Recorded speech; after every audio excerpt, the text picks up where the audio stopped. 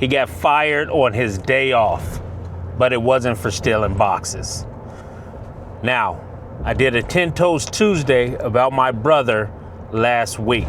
We're going to continue to tell these stories because without what happened to him, this channel would have never came about. He and I had planned to make a YouTube channel and tell these stories because he did want to get clean, but that didn't work out so well. This series, or whatever you want to call it, I'll be telling these stories. This one is a pretty good one. So during this time when I'm talking about this, if someone's watching and it offends them with what I say, it's only the truth. There are many people who can verify and vouch what I'm about to tell you in these stories are true. With that, let's start. That thummy thingy, hit it up or down for me. That helps me in the algorithm. It helps keep to push things out for other people who may be into guns, maybe in family members or addicts, or maybe just like to hear old man talk. If this isn't for you, go ahead and click off. There's no hard feelings, but before you do, I'd appreciate it if you hit that thummy thingy up or down. And for everyone who has started doing that, I appreciate it. Thank you. So now let's get started. This was the early 2000s. This was right after 9/11, probably a couple years after 9/11. Now, as I've told you before, me and my brother were pretty close. We did almost everything together, and we had a few jobs where we worked shifts or worked at the same restaurants while we had other jobs. That was like our little part-time side hustle because we could make money and we would eat very cheaply. We were able to survive by working fast food. We had got a job. They had, in my neighborhood in Columbus, they had built a Tim Hortons. And they had built actually 2 Tim Hortons about 3 miles apart. And this was an independent operation. These people owned a franchise, I guess you would say. And these people owned about 5 to 6 Tim Hortons. And they had just opened up this new one. So my brother and I applied. We started working. We got the job, of course. We started working, and it was a 10-hour shift. And I think at that time you got paid like $600 a week or something like that. It was little nasty little uniforms. They were brown and they didn't have any pockets. Tim Hortons pants didn't have any pockets, and it was a little brown like striped shirt you had to wear with a name tag. We got the job. We were happy because through the VA, with my dad being 100% disabled, we qualified to go to college for free, which in Columbus, you know, most people who can't go to an Ivy League school or want to cut down on their college expenses go to Columbus State. We were able to go to Columbus State for free. So we were working at Tim Hortons, we were going to Columbus State, and life was pretty good, right? This time my brother is not doing the pills. He's strictly doing weed. But it was a lot of weed, so it's still an addiction. To me, it's still an addiction. People say you can't get addicted to it, but I've seen a lot of people that are addicted to it. They can't go without it. That's considered addiction, like an alcoholic. Now, hey, I'm just telling you my thoughts. No, you're not addicted. I get it. You're not addicted. Hey, calm down, Sparky. Calm down. But he's smoking a lot. And he really started smoking a lot because he was getting a divorce. So that kind of messed with his head a little bit. Plus, some things happened to his car. That's another story. Look for that story. That one's a good one too. But let's get back on topic. We had been working there 6 months or so, learned the lay of the land, who was who, laughing, joking, having fun. And my brother had this uncanny ability he did voices and was kind of the neighborhood comedian, I guess you'd call it. He could do Indian voices, he could do a Mike Tyson voice, he could do just all types of different voices. We were good at it. We would have repeat customers just for his voices and the charisma that we had together. It's a shame that you guys can't see us together. But with that charisma that we had together, we had kind of like a little repeat customers, a little following. Repeat customer would come in and ask us to do these voices and things like that. Time goes on.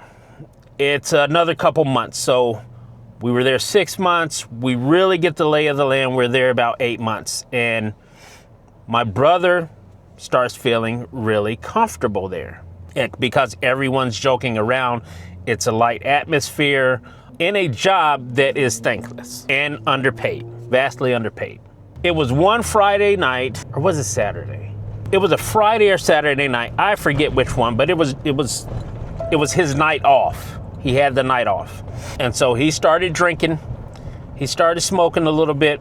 And apparently at 2 a.m., since no one was there and there was hardly anyone in the store, he decides to call the store and tell the person who answered the phone that there was a bomb.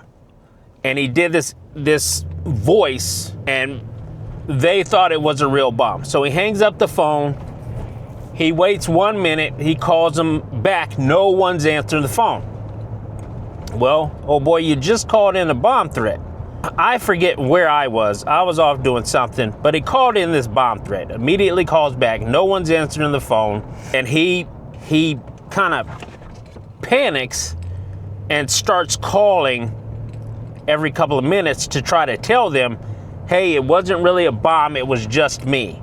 Well, when he gets a hold of someone about 10 minutes later, they tell him, we didn't think that was a joke, so we called the police. The police then called the owners. They had evacuated the store. Everyone's outside. The police had come up, and they were wondering who had made this threat. Luckily for him, no one said anything. They didn't say, oh, this was a joke, because at that time, that was a huge no-no. Huge thing. You don't call up and say, there's a bomb somewhere. They calmed everybody down. The bomb squad or whatever came, found out there was no bomb in there. They left.